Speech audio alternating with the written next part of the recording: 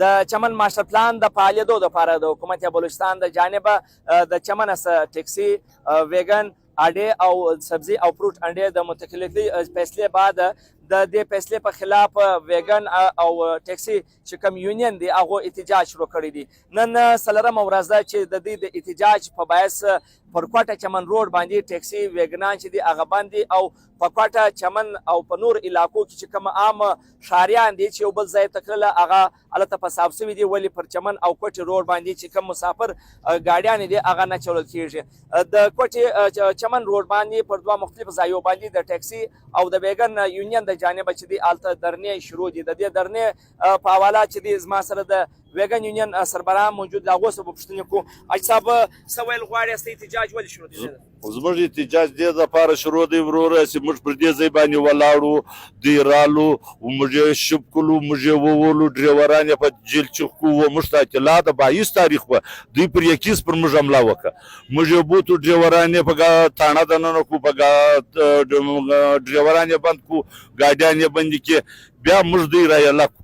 دوی پرون د موږ سره ډیسي پر دې شي فیصله وکړله چې ته ماته د 20 ورځو دپاره د میاشتې دپاره ګاډۍ بوځه، هلته یې ودروه، اډه هلته جوړه کړه، د هغه څه یې راوله، څلور ګاډۍ راوله، دلته یې ودروه.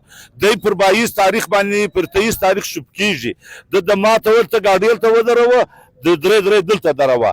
ما وده ته وویل چې دا ماستر پلان ډېر لرې دی، چې زه خالي ګاډۍ بیا یم پر 12 کیلومتره د دې خوا، برته خالي ګاډۍ پر 12 کیلومتره دلته راولم، برته د دې ځای زه پر 12 کیلومتره ځم، 13 کیلومتره زما ګاډۍ خالي چلیږي، سواري خو هلته نشته، زما ګاډۍ خالي چلیږي. که دی د سواري خبر راته وکړي، سواري د دې ځای سره 1000 روپۍ غواړي، چې د دې ځای څخه پاسنجر ورلی تر هغه ځای پورې 1000 روپۍ غواړي، 1000 دی ځم غواړي، 400 زه ځم غواړم. د یوه پاسنجر در کوټې د یوه طرفه څخه 1400 روپۍ کرایه جوړه شوه.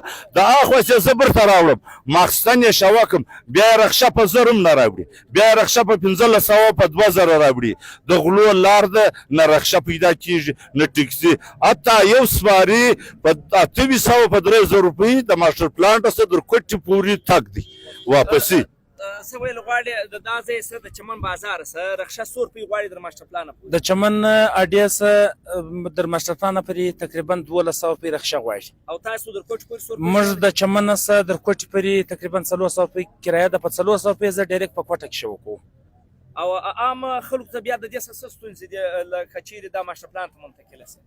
که ماستر پلان ته منتقله سو، ما ته ټول عوام ته ډېر تکلیف دی، د دې ښاروال ته ډېر بېنتیا ډېر تکلیف دی. او مطالبه څه ده؟ زموږ مطالبه دا ده چې موږ ته د خپل اډه راکړي، زموږ مطالبه حل شي.